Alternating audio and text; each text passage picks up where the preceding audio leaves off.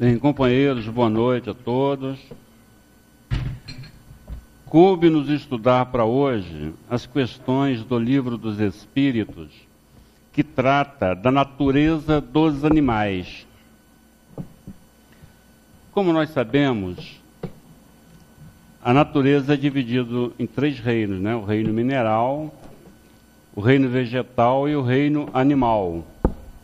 Uma vez que os animais fazem parte de um desses reinos, achou por bem Allan Kardec perguntar aos espíritos superiores algumas particularidades inerentes às suas naturezas, a natureza desses animais.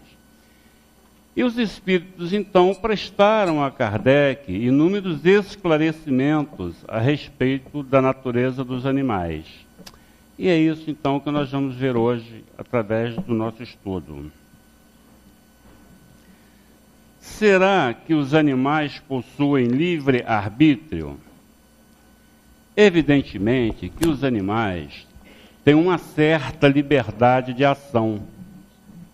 Mas a ação dos animais está restrita às suas necessidades de ordem material.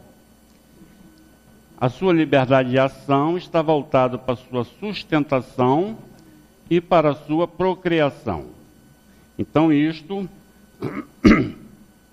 no geral, é o que podemos definir em relação ao livre-arbítrio do animal. Mas, evidentemente, que existem algumas situações que fogem a esse padrão. A gente pode observar nos animais, os animais, dentre os animais, o que mais próximo está de nós, geralmente são os cães, os cachorros. E nós podemos observar no cachorro ou em outros animais, realmente, alguns comportamentos e demonstrando também algum sentimento que foge a esse padrão estereotipado de uma forma geral. Por exemplo, algum tempo atrás, eu vi na televisão uma reportagem em que um menino foi no mato passear e levou o seu cachorrinho. Aí ele caiu numa grota, um buraco, e passou a noite inteira lá.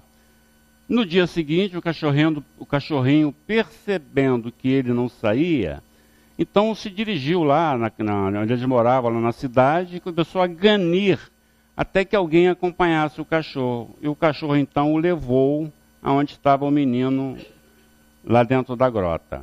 Então, vejam que ele teve a liberdade da ação um pouco surpreendente.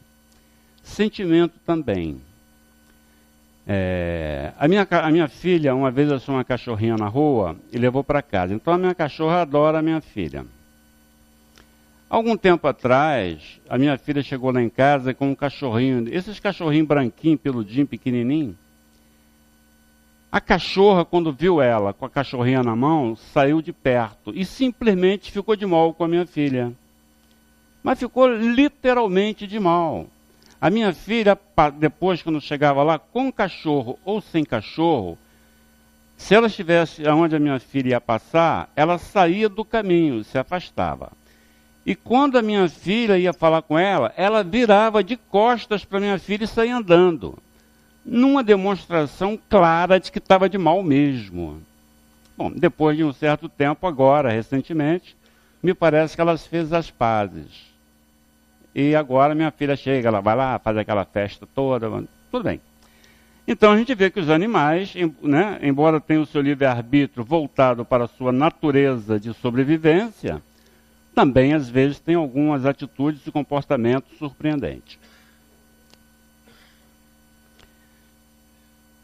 Existem algumas aves, como o papagaio, por exemplo, que imitam a voz humana.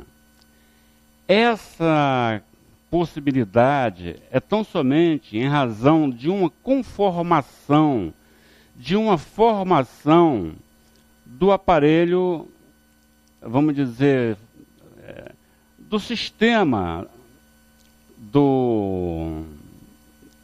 da sua voz, né? A sua língua, a cavidade da boca. Então, a conformação do aparelho vocal do papagaio e outras aves lhes permite repetir o que a gente diz. Os animais, de modo geral, tendem a imitar, a copiar o gesto das pessoas, desde que para isso sejam treinados, né?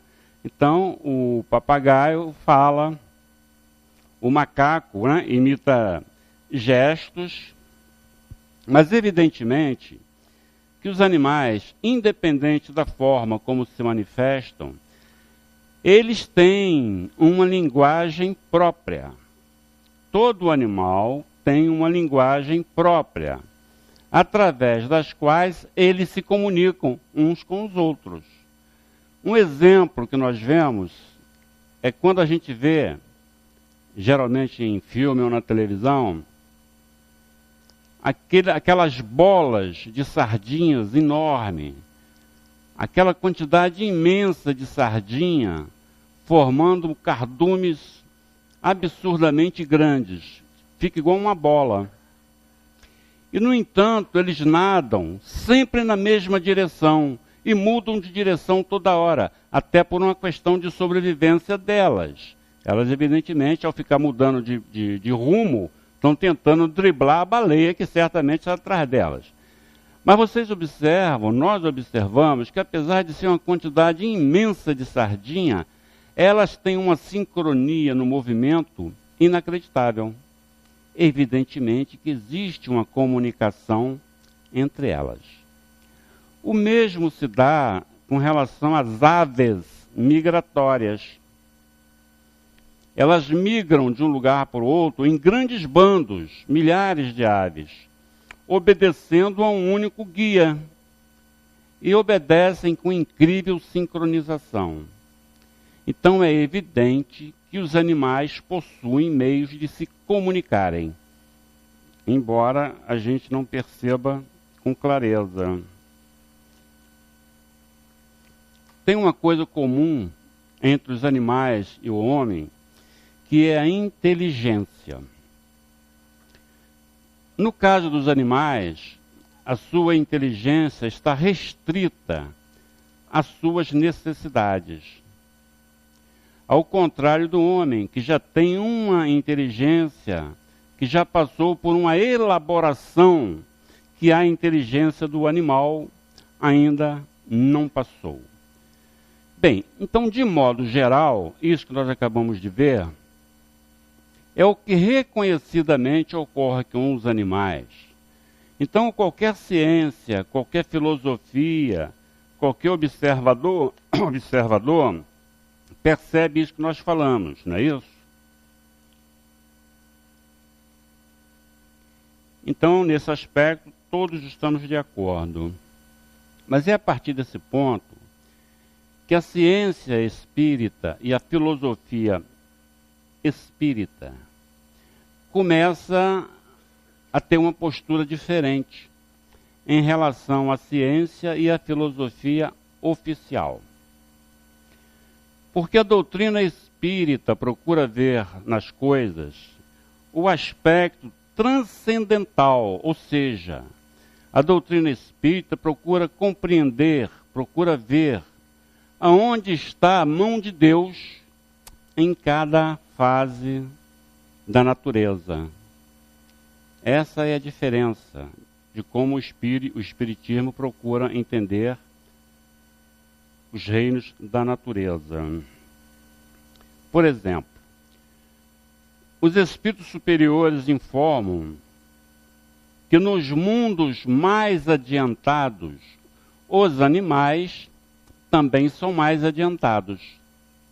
Porque existem mundos que são mais adiantados do que o planeta Terra. E nesses mundos mais adiantados, os animais também são mais adiantados. Com relação a esse assunto, Allan Kardec faz um comentário chamando a nossa atenção para alguns animais que nós conhecemos aqui na Terra. Então, Allan Kardec chama a atenção para os elefantes, os cavalos e os cachorros, os cães. Quantas coisas maravilhosas esses animais não fazem sob a direção do homem. Quando a gente vai num circo, quais são os animais que fazem o espetáculo? O elefante, os cavalos e os cachorros, não é isso? Então Allan Kardec chama atenção. Imaginem esses animais dotados de uma conformação física que lhes facilite alguns trabalhos. Quantas coisas os animais não fariam? Então Allan Kardec nos faz essa primeira advertência. Bem, mas no nosso mundo, como nos mundos superiores, mais orientados, os animais são sempre inferiores ao ser humano. Ou que habite nesse planeta, ou que habite em qualquer outro planeta. Os animais são sempre inferiores. Mas será que Deus fez os animais para serem eternamente inferiores? A essa pergunta, os espíritos responderam que a dificuldade maior está no fato de que a nossa inteligência ainda está tolhida pelo orgulho e pela ignorância. Então nós ainda não conseguimos entender com clareza os desígnios de Deus. E eles então perguntam a Kardec: será que Deus faria alguma coisa sem finalidade? Será que Deus faria alguma coisa sem um sentido? Não. Então, evidentemente, tanto os animais quanto os homens estão sujeitos à lei do progresso. Agora, nós temos efetivamente muita dificuldade de compreender o progresso de qualquer animal. Mas aí os espíritos explicam, em função da limitação ainda da nossa inteligência. Porque embora a gente não perceba e até ache que não tem essa problemática, muitas dificuldades que nós temos de entender determinadas coisas, não é que a nossa inteligência não tem o potencial para entender.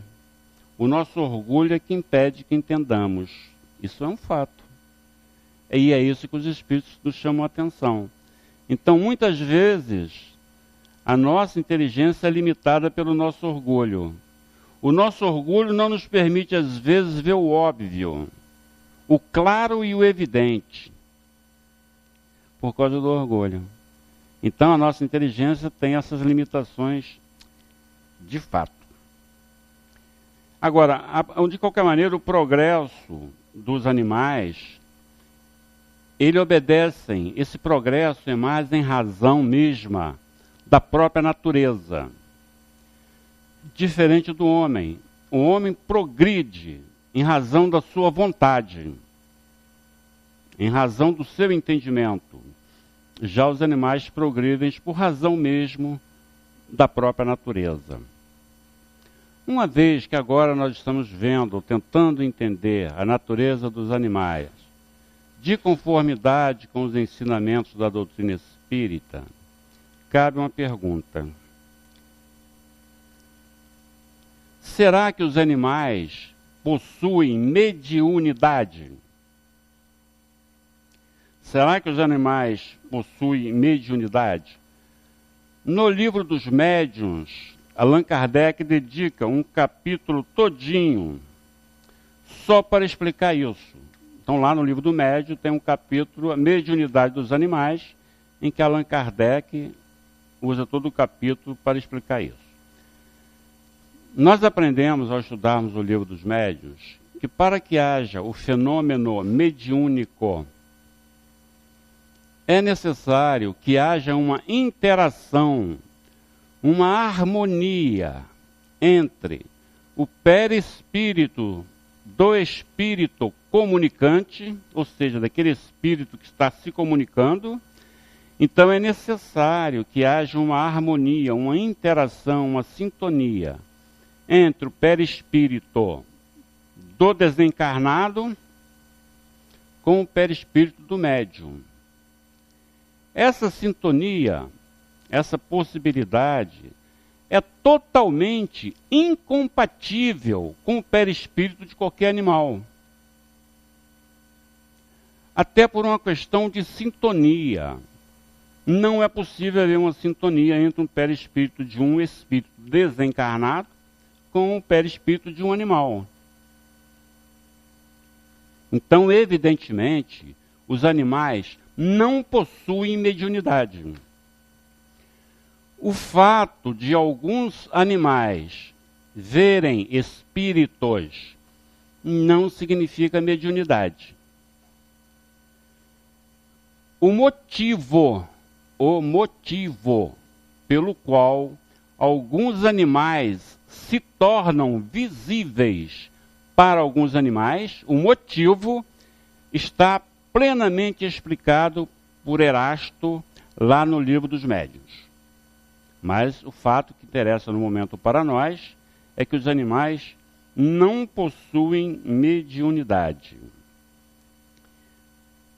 Será que se pode evocar os animais? O que é evocar? Nas reuniões mediúnicas, onde os médiuns se reúnem para fazer os seus trabalhos mediúnicos, às vezes é possível chamar algum desencarnado pelo nome. Fulano, você pode aparecer aqui e tal. Este chamamento de um espírito desencarnado chama-se evocação. Então, evocar é chamar algum espírito. Então, a pergunta é: pode-se evocar os animais? Poder, pode. Mas nenhum médium, nenhuma pessoa que tenha um real conhecimento da doutrina espírita vai evocar nenhum animal. No Livro dos Médiuns, na questão 283 e seguintes, Allan Kardec conta a seguinte história. Um médium, lá do conhecimento dele e dos outros, tinha um ninho de pintacilgo no seu quintal, no seu jardim. Aí um dia, pela manhã, ele foi lá e o ninho não estava lá. Tinha sumido. Então esse médium evocou a pintacilga mãe para ir lá dizer a ele o que tinha acontecido com o ninho. Aí ele ouviu uma voz, segundo Kardec, no mais perfeito francês, explicar a ele que um gato havia atacado o ninho, mas que o ninho havia caído debaixo de uns arbustos, ainda com 2 filhotes do pintacilgo. Ele então foi lá, mexeu lá nos arbustos e realmente achou o ninho com os 2 filhotinhos. Será que foi a pintacilga mãe que falou com ele? Hein, Nídios, será? Evidentemente que não. O que acontece nesses casos é que muitos espíritos brincalhões, espíritos irresponsáveis, que tem espíritos que são brincalhões, são irresponsáveis, são gozadores, se divertem com a desgraça alheia. Então o que acontece é que algum desses espíritos zombeteiros, vendo da ignorância de quem evoca, não perde a oportunidade. Ele se aproveita e vai lá e se apresenta como se fosse um animal que o cara evocou. Ele evocou um boi, o cara diz que é um boi. Se evocar uma galinha, o cara diz que é uma galinha. Ele se diverte com isso. Neste caso que Allan Kardec conta do pintacilgo, o espírito, aparentemente, não é um espírito zombeteiro, mas podia ser. Não é isso? Então a doutrina nos esclarece. Não se deve evocar o espírito de ninguém, de nenhum pássaro, nenhum animal. Porque com certeza vai responder. E dizem mais. O espírito falou assim para Kardec: evoca uma pedra, que ela vai te responder. Por causa disso. Sempre vai ter espírito zombeteiro esperando a oportunidade de se divertirem. E isso, convenhamos, é um bom prato para um espírito que gosta de se divertir. No Livro dos Médiuns tem outros exemplos dados por Allan Kardec. Na pergunta 597, Allan Kardec faz o seguinte questionamento. Pergunta ele: visto que os animais têm uma inteligência que lhes faculta certa liberdade de ação, haverá neles, nos animais, algum princípio independente da matéria? Resposta: sim. E que sobrevive ao corpo. Observe que quando Kardec pergunta se existe algum princípio que anima o animal, os espíritos respondem que sim, existe esse princípio e que sobrevive à matéria. Isso na pergunta 597. Na pergunta 607, Allan Kardec questiona o seguinte: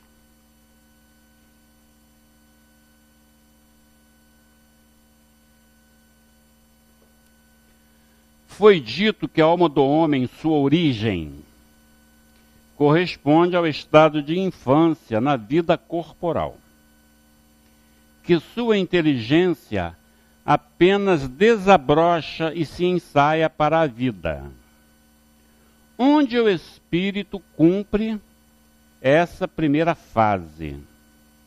Resposta dos espíritos superiores: cumpre essa primeira fase numa série de existências que precedem ao período a que chamais humanidade. Então nós estamos vendo que essas respostas dadas pelos espíritos superiores a Kardec têm duas informações fundamentais. Primeira, que existe no animal um princípio que sobrevive à morte do corpo do animal. Segundo, que este princípio tem uma série de existências que precedem ao que nós chamamos de humanidade, não é isso? Ele pergunta: onde o espírito cumpre essa primeira fase? Resposta: numa série de existências que precedem ao período a que chamais humanidade. Mas, afinal de contas, que princípio é esse? É o que nós chamamos de princípio inteligente. O princípio inteligente é uma criação divina que habita nos três reinos da natureza. Ele habita no reino mineral, habita no reino vegetal e habita no reino animal. Então, o princípio inteligente, ele vai, através dos estágios que passa na natureza, adquirindo a sua individualidade, adquirindo uma determinada experiência. Por quê? Porque um dia este princípio inteligente se tornará um espírito. Então, este princípio da natureza, que habita no mineral, esse princípio inteligente que habita no mineral, habita no vegetal, habita no animal, um dia se tornará um espírito humano. Ele vai progredindo até se tornar um espírito humano. Esse princípio inteligente que habita nos animais, algumas pessoas chamam de alma. O próprio Allan Kardec, volta e meia, se refere a esse princípio, também chamando de alma. Não há mal nenhum nisso. O grande escritor espírita Ernesto Bozano escreveu um livro cujo título é Os Animais Têm Alma. Então não tem problema nenhum chamar esse princípio inteligente de alma. Mas é importante que se tenha plena consciência de que esta alma dos animais nada tem em comum com a alma humana.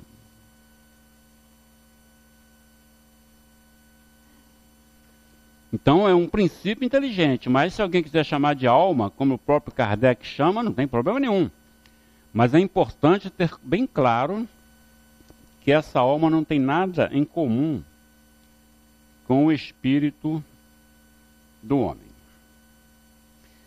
Segundo André Luiz, no livro Evolução em Dois Mundos, o tempo que o princípio inteligente, que é essa criação divina, chamada princípio inteligente. Então, segundo André Luiz, no livro Evolução em Dois Mundos, o tempo que o princípio inteligente leva na sua caminhada, na sua travessia pela natureza, o tempo que ele leva para chegar a se tornar um espírito simples e ignorante, são 14 milhões de séculos. É 1 bilhão e 400 milhões de anos. É muito tempo. Então vejam que o princípio inteligente percorre 14 milhões de séculos para um dia se tornar espírito. Então nós, quando nos tornamos espíritos simples e ignorantes, já temos uma bagagem de 14 milhões de séculos de experiência em contato com a natureza, no reino, passando pelos 3 reinos. É justamente por esse fato que Leon Denis dizia: o espírito dorme no mineral, sonha no vegetal, se agita no animal e acorda no homem. Isso é o que Leon Denis dizia a respeito do princípio inteligente. Bem, uma vez que no futuro o princípio inteligente se tornará um espírito, será que ele também fica na erraticidade? Uma vez que no futuro o princípio inteligente se tornará um espírito, será que ele também fica na erraticidade? Não. Ele não fica na erraticidade porque não há motivo e nem razão para que ele fique na erraticidade. Porque o princípio inteligente ainda não tem consciência do seu eu. Ele não fica lá pensando, eu sou o princípio inteligente que anima o corpo de um bode, anima o corpo de uma galinha, de um galo. Não, ele não tem consciência. Então o que na verdade ocorre é que o princípio inteligente, eles são manipulados por espíritos encarregados dessa tarefa. Então, assim que um animal morre, o princípio inteligente vamos chamar de recolhido por esses espíritos encarregados de classificá-los. E uma vez classificados, eles então são aproveitados imediatamente em outro animal.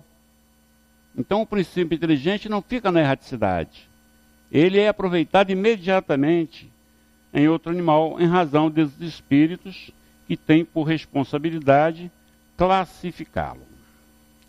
Bem, é dessa forma, companheiros, que o Espiritismo então vê algumas nuances da natureza dos animais. Então esse princípio inteligente vai passando por toda essa gama, por essa fieira de existência, até que alcança a possibilidade de se tornar espírito humano, simples e ignorante. É muito difícil para o espírito lembrar dessa fase. Por isso é que na pergunta 87, quando Allan Kardec pergunta se os espíritos têm consciência desse período, a resposta dos espíritos é: nós não sabemos quando fomos criados por Deus. Então, naquele momento, depois de 14 milhões de séculos, que esse princípio inteligente, sempre manipulado pela espiritualidade superior, neste momento ele está em condição de ser realmente transformado num espírito. É o momento da criação. Então, a todo momento, Deus cria espíritos. Todos depois dessa gama de experiências, nos vários mundos existentes pelo universo. Então, sempre haverá essa possibilidade. Bem, depois dessa travessia toda, dessas experiências, em que houve esse burilamento necessário no princípio inteligente, então ele está em condições de chegar à sua humanização. E quando ele se torna, então, um espírito já humano, ele se torna um espírito simples e ignorante. E conserva ainda os instintos que tinha do tempo anterior. Quando o espírito é criado simples e ignorante, ele traz em si tudo que foi até antes de se tornar espírito. Toda aquela natureza animalizada, então ele vive por instinto, embora já sendo um espírito humano. Bem, uma vez que ele se tornou um espírito humano, e que depois vai passar por milênios de aperfeiçoamento, não é isso? Depois de milênios de aperfeiçoamento como espírito humano, é que ele vai começar a ter a noção do seu futuro, é que ele vai começar a tomar consciência do certo e do errado, é que ele vai assumir a responsabilidade pelos seus atos. Isso depois de milênios, na condição de espírito simples e ignorante. Ele vai melhorando aos poucos. Os espíritos falaram para Kardec o seguinte: uma vez que esses espíritos se humanizaram, era necessário que eles encarnassem, porque até então eles estavam transitando pelo reino da natureza. Passaram pelo mineral, passaram pelo vegetal, passaram pelo animal, e depois de todos esses séculos, a que André Luiz se refere, que são 14 mil séculos, milhões de séculos, ele necessita encarnar, ele agora é um espírito. Nós estamos falando aqui neste momento de uma época da pré-história. Estamos falando de quando, neste momento, estamos falando de quando ainda não existia o ser humano na Terra. O homem ainda não habitava a Terra. Segundo alguns acreditam, para povoar o planeta, para povoar o mundo, nessa época, que era uma época pré-histórica, alguns acreditam que Deus criou Adão e da costela de Adão fez a Eva. Há quem acredite nessas possibilidades. Nós, espíritas, sabemos que não foi dessa forma, porque, na verdade, o que Moisés procura demonstrar quando escreve isso é uma forma figurativa. E Allan Kardec escreve 10 páginas explicando o que significa isso, no livro A Gênese. Então, mas há quem acredite, né, que Deus criou Adão, depois pegou uma costela e fez a Eva. É um direito que cada um tem. Mas nós sabemos que não foi assim. Bem, mas o fato é que os espíritos precisavam encarnar. Agora não é espírito simples e ignorante, embora tendo os instintos ainda de animal, mas já é um espírito humano. Hoje em dia se tornou fácil para nós que estudamos a doutrina espírita compreender como se dá o processo da reencarnação. Basta haver uma fecundação, né? Então, quando há uma fecundação, no momento da fecundação, um espírito se liga ao corpo. Não é isso que nós aprendemos na doutrina? O espírito se liga ao corpo no momento da fecundação. Então ele reencarna nesse momento. Mas nós estamos falando na pré-história, não tinha gente nenhuma, não tinha gente, não tinha pessoa. Como que se resolve esse problema agora? Porque nós não estamos falando em reencarnação. Estamos falando em encarnação pela primeira vez. Aquele princípio inteligente, que conforme nos explica aqui os Espíritos, uma vez que ele se humaniza, ele tem que encarnar. Em quem? Se não tem pessoas. Vamos esquecer a história de Adão e Eva.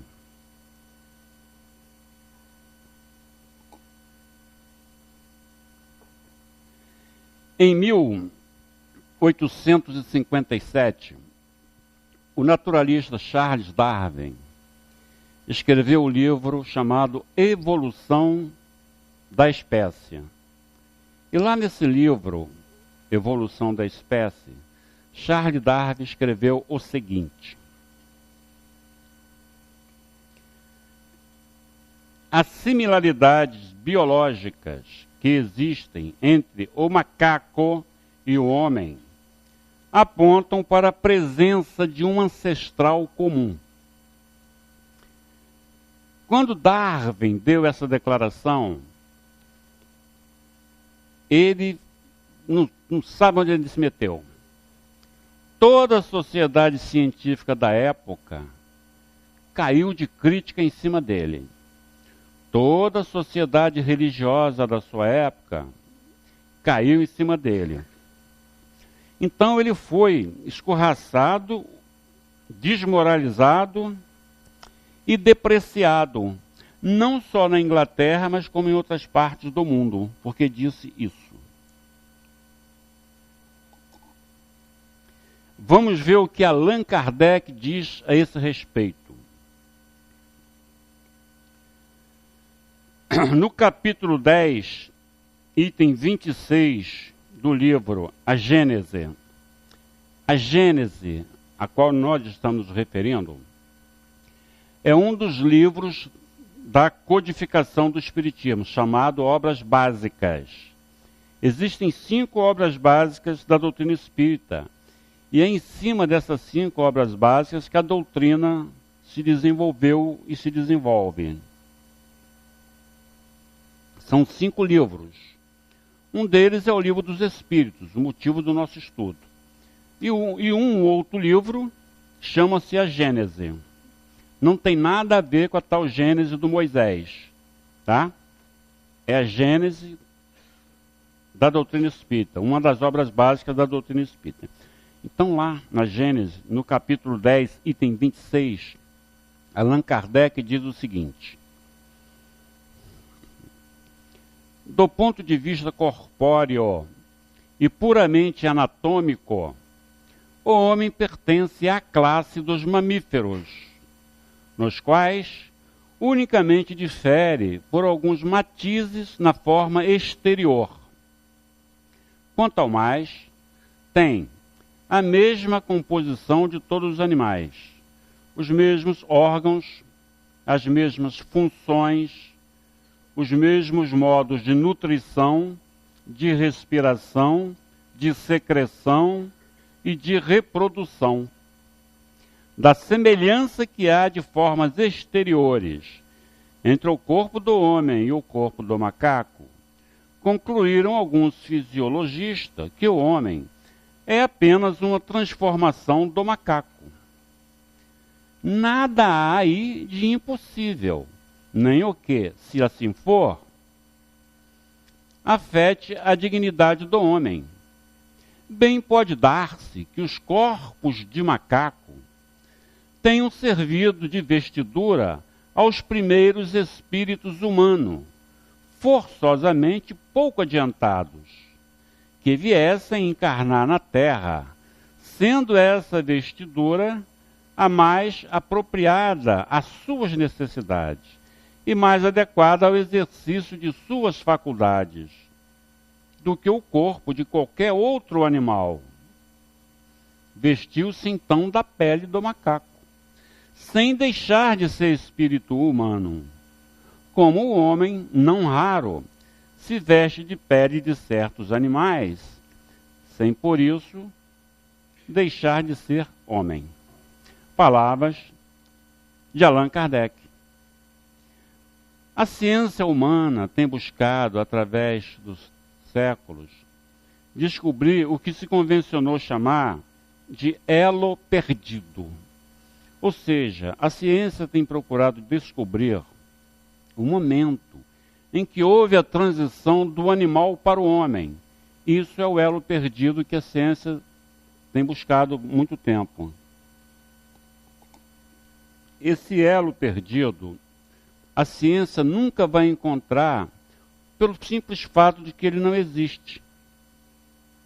Nada na natureza é feito de forma brusca. Tudo é feito de forma gradual e harmoniosa.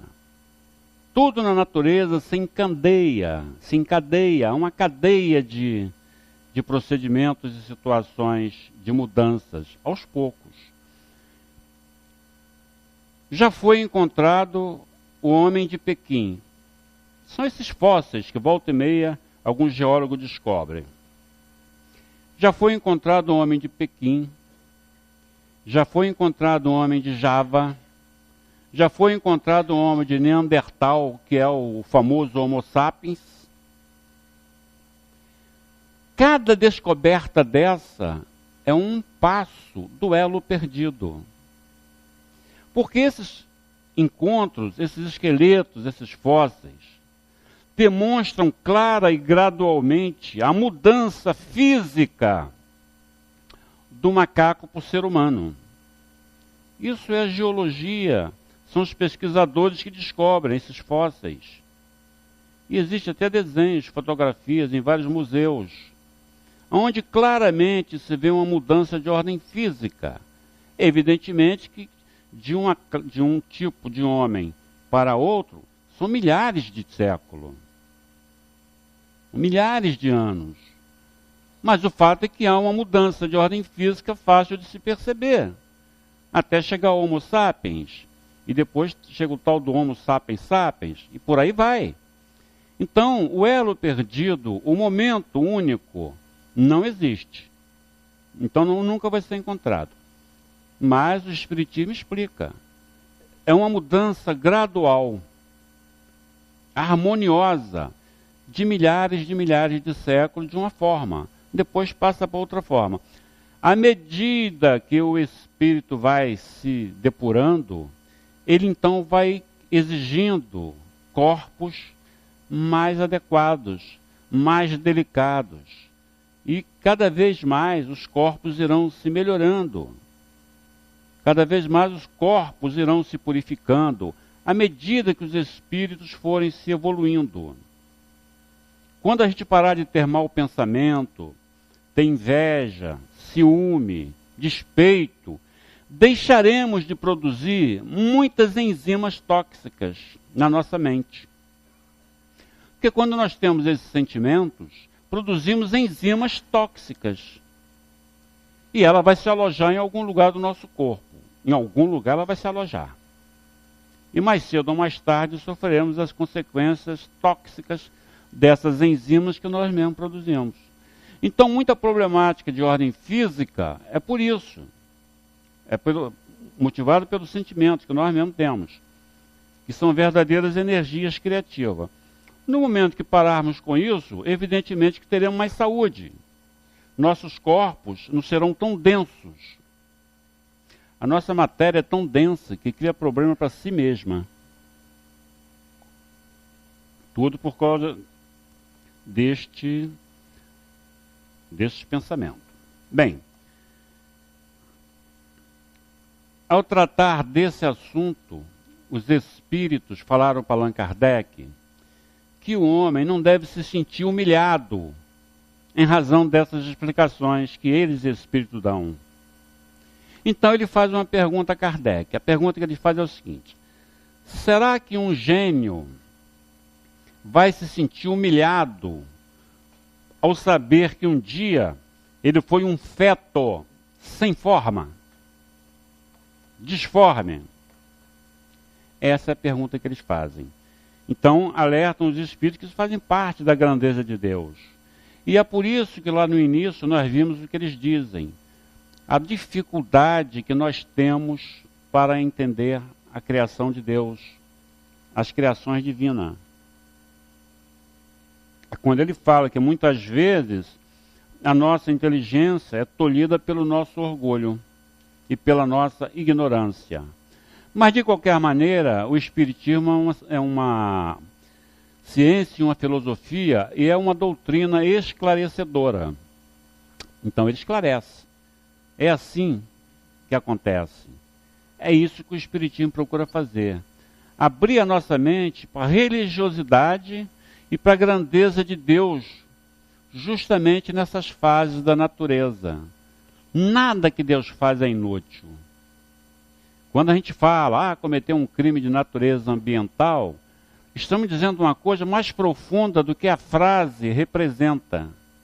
Porque, de fato, estamos ali eliminando, prejudicando o progresso de um futuro espírito. É um crime mesmo. Então, quando se usa a expressão crime ambiental, é um verdadeiro crime. Nós temos alguns pontos de contato, né, entre o homem e o animal. Nós vimos aqui, pela definição de Kardec, temos as mesmas necessidades básicas. Nossos órgãos praticamente têm a mesma função. Temos o mesmo sistema de respiração. Temos o mesmo método de procriação. Então, existem muitos pontos de contato entre o homem e o animal. E acontece, às vezes, de determinados seres humanos cometerem atrocidades tão devastadoras que pode levar muita gente a pensar que o ser humano tem duas almas. Ou seja, que ele tem uma alma animal e uma alma humana. Tais as atrocidades que são cometidas por alguns homens, por algumas pessoas. Não existe isso. O homem só tem uma alma, só tem um espírito. Não possui alma animal nenhuma. O que acontece é que no homem existem duas naturezas. A natureza de ordem física e a natureza espiritual. Pela natureza de ordem física, ele tem as mesmas necessidades dos outros animais e os instintos. Porque a nossa matéria, ela tem vitalidade própria, tem instintos próprios.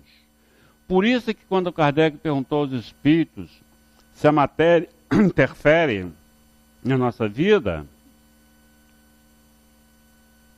eles disseram que sim, que interfere na nossa vida. Então a matéria influencia o nosso comportamento, justamente porque a matéria tem vitalidade, tem instinto. E aí o que acontece nesses casos? É que muitos espíritos, muitos homens, muitas pessoas, o espírito da pessoa se compraz, gosta, sente prazer naqueles instintos que a matéria tem. Então, como o espírito sente prazer naquele instinto, na prática daquele instinto, então às vezes ele se rebaixa aos níveis dos animais. Essa é a grande dificuldade. Então, companheiros, além de nós termos que lutar e tentar o nosso progresso como espírito, ainda temos que reagir contra os instintos da matéria, porque a matéria tem muita vitalidade. Então, muitos dos nossos atos e da nossa dificuldade em nos livrar de certas problemáticas é o apelo da matéria. Então, o nosso espírito tem que lutar. À medida que o nosso espírito vai evoluindo, vamos perdendo a influência da matéria. Por isso que é importante a gente promover o que o Espiritismo tanto apregoa, a tal da reforma íntima. É necessário que nós façamos mudanças de forma consciente para melhor. Por que com consciência? Porque se fizer por acaso, volta a fazer. Tem que ter consciência que melhorou. Tem que ter um grau de medida. Então, à medida que nós formos nos afastando da matéria, vamos sentindo cada vez mais a influência da matéria. Por isso é que os espíritos superiores não têm matéria. Porque quanto mais nós evoluímos, mais vamos abandonando a matéria. Até chegar ao ponto em que não teremos influência nenhuma, porque já não teremos matéria. Então, companheiros, essas eram as questões que tínhamos estudado para hoje. Aqueles que tiverem interesse, que quiserem se aprofundar neste assunto que trata da evolução do espírito humano, desde o tempo que era princípio inteligente, podem ler o livro Os Exilados da Capela. É um livro de um pesquisador espírita chamado Edgar Armand. Então, no livro Exilados da Capela, quem tiver a oportunidade de ler vai compreender tudo isso que nós falamos aqui de uma forma muito clara e confirmada pela ciência. E devem ler também o livro Evolução em Dois Mundos. É um livro de Emmanuel, psicografado por André Luiz, por Chico Xavier. A Caminho da Luz, um livro de Emmanuel, psicografado por Chico Xavier, que trata também desse assunto. E se refere a tudo isso que nós falamos aqui. Tá? Só então, para fechar o nosso estudo, lá na Gênese, mais uma vez, vamos ver o que Kardec diz, para encerrar o nosso estudo. Diz Kardec, no capítulo 6, item 11 da Gênese, palavras de Kardec. A natureza jamais se encontra em oposição a si mesma. Uma só é a divisa do brasão do universo, unidade e variedade. Remontando a escala dos mundos, encontra-se unidade de harmonia e de criação, ao mesmo tempo em que uma variedade infinita no imenso jardim de estrelas. Percorrendo os degraus da vida, desde o último dos seres até Deus, patenteia-se a grande lei de continuidade. Considerando as forças em si mesmas, pode-se formar com elas uma série, cuja resultante, confundindo-se com a matriz e com a geratriz, é a lei universal criada por Deus. Companheiros, que Deus nos ampare.